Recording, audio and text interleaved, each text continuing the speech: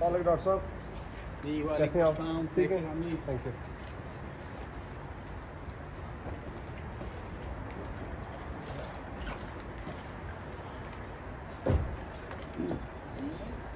ये सब Sorry, उम्र sir. के लिए जा रहे हैं आप 5 साल बाद, क्या कहना चाहेंगे? अल्लाह ने आपको दोबारा बुलाया अपने घर। अस्सलाम सर, कैसे हैं आप?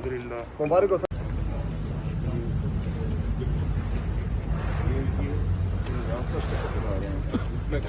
अस्सलाम वालेकुम सर।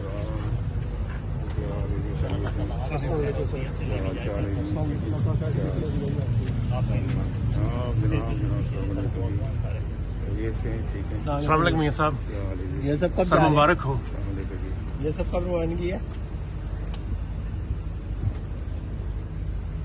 अल्लाह की कसम बड़ी मेहरबानी सर, अल्लाह ताला आपको खैर करिए से लेके जाए, आपको सेहत वाली लंबी जिंदगी दे, सब दुआएं सर, और अल्लाह ताला आपकी इज्जत में इजाफा फरमाए सर। मियां साहब कुछ कहेंगे पाकिस्तान जाने के लिए सऊदीया से पहले सर? अगर यही अल्लाह से दुआ करें आप।